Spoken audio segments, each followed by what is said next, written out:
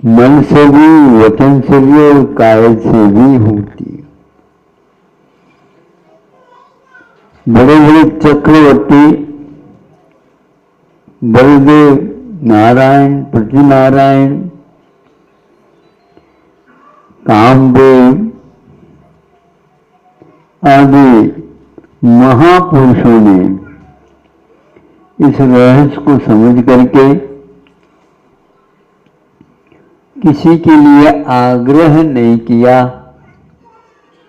और जो कुछ संपदा मिली थी ऐसी निधियां तो शायद क्या ये पक्का है, कोई भी नहीं चढ़ा सकता,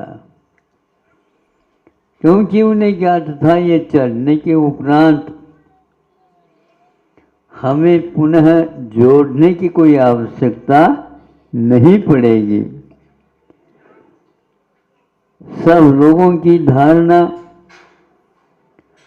मूर्तिक वस्तुओं में ही ऐसी धारणा बनती है। ये आज का संस्कार नहीं, अनंतकालीन संस्कार है।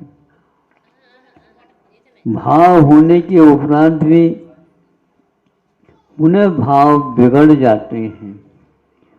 बिगड़ने के उपरांत कुछ उपदेश मिलता है तो पुनः भाव बन जाते हैं। इस प्रकार भावों का बनना और बिगड़ जाना यह होता रहता है। जब ये पक्का हो जाता है कि नहीं, ये सब क्षण भंगुर है। क्षण भंगुर का अर्थ होता है एक क्षण में जिसका जीवन समाप्त हो जाता है, सब परिवर्तित हो जाता है। यह जब रहस्य मालूम पड़ जाता है तो तिलतुस मात्र भी अपने पास रखा नहीं जाता है। ये कितना बड़ा त्याग है। बड़ा नहीं, वो कहते हैं ये हमारी भूल थी, मैंने इसको ग्रहण कर लिया, किंतु यह सही निर्णय है। जब मेरा कुछ भी नहीं है तो मैं क्या त्याग करूं? त्याग करने के भाव भी एक प्रकार से प्रारंभिक दशा में होते हैं, किंतु जब निर्विकल्प होकर के बैठ जाता है तो मैंने कुछ भी त्याग नहीं किया, क्योंकि मात्र राग किया था, अब विरागता में उसका परिवर्तन कर दिया है। इसके अलावा मैंने कुछ नहीं किया। किसी ने बुला करके नहीं कहा ये बच्चों और ये मैं जा रहा हूँ, भले ही ऊपर से व्यवहार के पीछा से कुछ तीर्थंकरों ने किया है, लेकिन वस्तुतः किसी को जो हमारी है यह हमारे बाद ये तुम रख लो और अच्छे ढंग से किसी को नहीं देना। कुछ नहीं किया, किंतु उन्होंने कहा ही नहीं तुम्हारे नाम से ये रख लो, ये रख लो, ये रख लो, रखना हो तो रखो, नहीं हो तो नहीं, हम तो चल दिए। ये भाव होना अपने आप में एक बहुत मौलिक भाव है। इसका मूल्य क्या है? यह अनमोल है। ऐसे 14 रत्न, 9 निधियां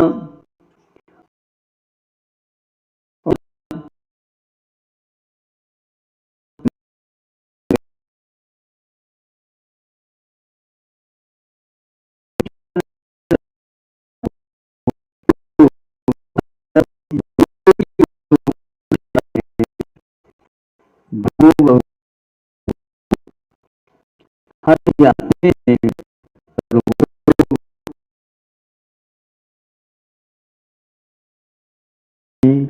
सब कुछ व्यक्ति अपने अपने किए हुए कर्मों का अनुभव कर रहे हैं।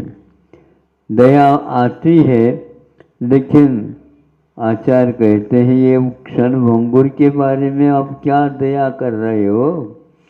इसी के कारण तो पुनः पुनः तुम्हें यहाँ पर आनंद पड़ा। इसीलिए अब किसी वस्तु को ग्रहण करने के भाव मत रखो। अभी पूरा छोड़ा नहीं जा रहा है तो कोई बात नहीं, किंतु थोड़ा थोड़ा करके उसको भी मैं कम करता करता करता हुआ एक बार साहस करूँगा और वह छोड़ करके चले जाते। छोड़ना नहीं, केवल मन को मोड़ना होता है। वह मन को मोड़ना आज तक मन को इष्ट नहीं रहा। ऊपर ऊपर से हाउ कह देता है, किंतु भीतर से पुनः ये सोचता है छोड़ दूं तो क्या होगा, क्या पता। अरे एक बात तो देखो तो सही, छोड़ने के बाद आप ही कहेंगे महाराज आज हल्का हल्का सा लग रहा है।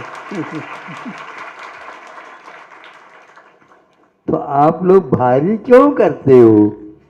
आप चाहे तो हल्का पूर्ण कर सकते हो। हाँ तो महाराज लगता तो है, सुनते समय हमें हल्का हल्का लगता है। फिर वो आपने निर्णय मन ने लिया है, वो कहता है हाँ ठीक हो, आप तो इरादा तो करो, लेकिन इस इरादा को भी सोच विचार करके कर लेना। और सोचने का काम तो मन का है। यहाँ पर आकर के दिक्कत होती है, मन यह सांसारिक विषयों में तो निर्णय बहुत जल्दी दे देता है, किंतु उस समय मन को पूछना ही नहीं।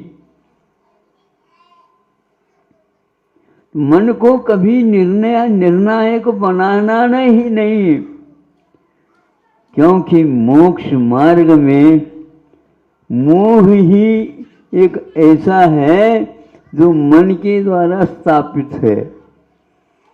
यदि वह मन को पूछेंगे तो वह मोह को पुष्ट करने का ही निर्णय आपको बता देगा। आप कितने भी रो चिल्लाओ कुछ भी हो, मन को कभी भी रोना आता ही नहीं। मतलब की बात को तो वो रो लेता है। कई बच्चों को हमने देखा सुना, यदि अनुकूल नहीं मिला, प्रतिकूल मिला तो ऐसे चिल्लाएगा वो, पुलिस भी घबरा करके आ जाए। अब दे दिया तो कुछ नहीं। क्या होता है ये रोना नहीं होता है, मांगने की एक पद्धति है मनवाने की, और उसको वह पूर्ण कर लेता है। फिर बाद में अच्छे ढंग से बोलने लग जाता है, कुछ नहीं है, ना आंखों में पानी है, कुछ भी नहीं। लेकिन तात्कालिक माता पिताओं को ऐसा लगेगा ये तो क्या करेगा क्या पता। ऐसा तो मन में ठान लो कि हमें मन को कुछ पूछना नहीं है। आज तक उसने मोक्ष मार्ग के विपरीत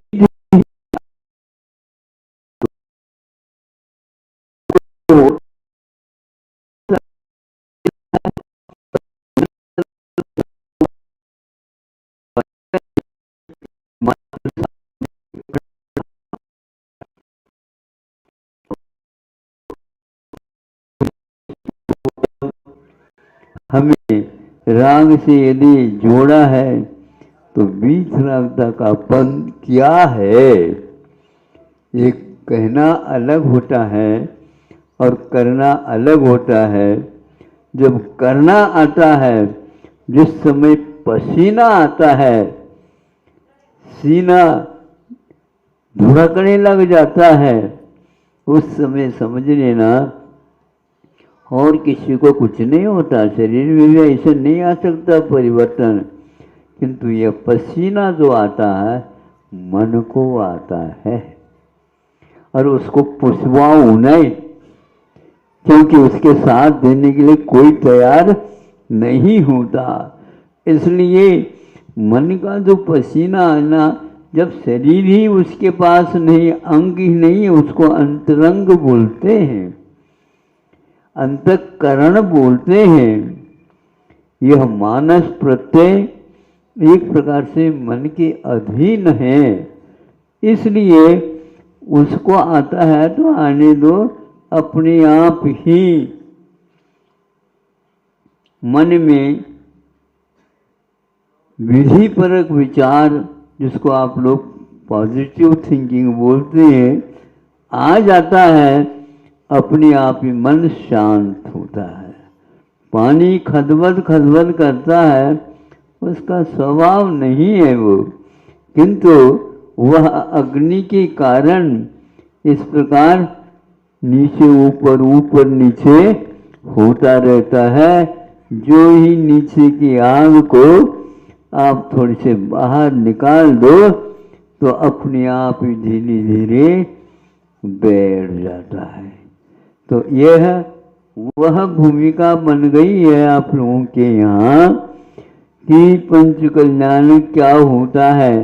5 दिन गाजा बाजा बज जाते हैं, नहीं समझे, फिर धीरे धीरे वो ठंडा हो जाता है, इसका नाम पंच कल्याणक। नहीं, इन 5 दिनों में जो 5 दिवस संबंधित जो कल्याणक होते हैं, उन सब में ठाठ बाट दिखाया जाता है। फिर बाद में वो निर्णय होता है, तो जैसे उन्होंने पहन लिया था तो उसको पूर्णतः त्याग उतार देता है। इसकी प्रक्रिया एक एक दिन में एक एक कल्याण के रूप में हो जाती है। गर्भ में आना, फिर निर्वाण को प्राप्त होना, 5 दिन में संक्षेप से एक महान विभूति निकट भव्य इसको अपने जीवन में उतारता है और एक प्रकार से अनंत काल के लिए वह शुद्ध हो जाता है। यह आप लोगों को मिला है अवसर, और इसको एक प्रकार से आप लोग अहो भाग्य मान करके इसका सदुपयोग करेंगे। बाकी जितने भी हैं प्रतिष्ठाचार्यों के माध्यम से, ब्रह्मचारियों के माध्यम से आप लोगों को देखने के लिए, निकट रूप से देखने के लिए और सुनने के लिए यह अवसर प्राप्त हुआ है।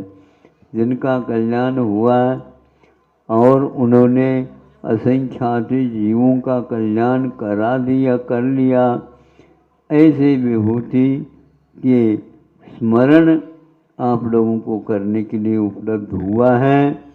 और इसमें आप लोग बहुत ही अन्य कार्यों को गौण करते हुए, इस कार्य को मुख्यता देते हुए अपने जीवन में ये लाभ उठाना है।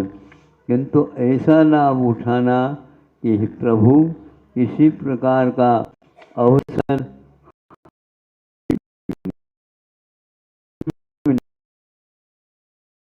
तो सब हो जाता है। जिसको मुक्त होने का सौभाग्य प्राप्त होता है, उसको क्या कहना है कि आज तक वह अवसर जिसको मिला है, फिर उसको हम जाकर के पूछ ही नहीं पाए, और वो कहाँ चले गए पता नहीं लगता। यहाँ पर शोक करते हैं एक किसी व्यक्ति को, क्या कहाँ गया, कैसा गया है, कब आएगा, ये सारी बातें होती रहती हैं, किंतु एक शाश्वत सत्य होता है, वह किसी से मिलने के लिए फिर नहीं आता है, क्योंकि वह दिखाने योग्य नहीं रहता है और उसको हम अपनी इन आँखों से देख भी नहीं सकते। ऐसा सत्य को उन्होंने पा लिया, पाखेरा लिया है। जो ऊपर का था, ओढ़ रखा था, उसको उन्होंने हमेशा के लिए छोड़ दिया, अथवा यूँ कहो जिन कर्मों के बंधन से यह सब कुछ चल रहा था, यह बंधन टूटने के उपरांत यहाँ पर कोई कुछ भी नहीं बच नहीं सकता, क्योंकि यह एक प्रकार से परिणाम जो हुआ वह वैभाविक है, वस्तुतः अपना स्वभाव वह नहीं है। अपने स्वभाव में विभाव आने से स्वभाव तिरोहित हो जाता है, वह देखने को उपलब्ध नहीं होता, और जब वह ऊपर का आवरण हट जाता है तो तब तक आपके इसलिए कोई भी अवसर उपलब्ध नहीं होगा। ऐसा अनंत काल के लिए आप सभी संयोगों वियोगों से दूर हटना चाहते हैं और संयोग हो जाता है, तो यह शरीर होने के कारण अनेक प्रकार के रोग भी होते हैं। रोग शारीरिक हो तो सहन कर ले, किंतु मानसिक रोग ऐसा होता है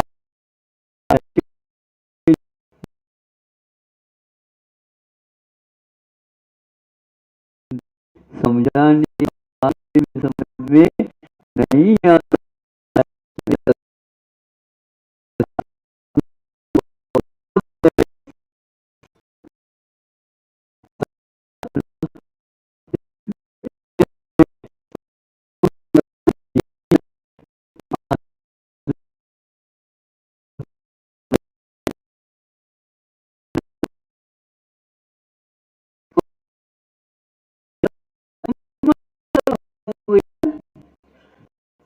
बस वह अपनी अनुसार होता है तो फिर कहना ही क्या है।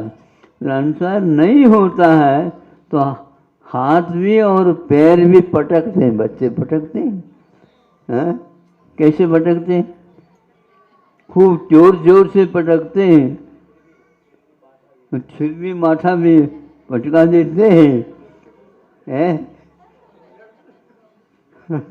और बच्चे लोटपोट हो जाते हैं,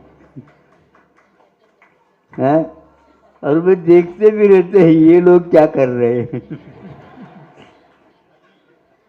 हाँ, इसी प्रकार हम लोगों का खेल हो रहा है। तो छोटा बच्चा तो करता है किंतु बहुत जल्दी बंद कर देता है।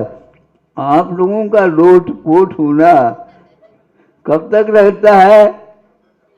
महीनों नहीं महाराज, बरसों।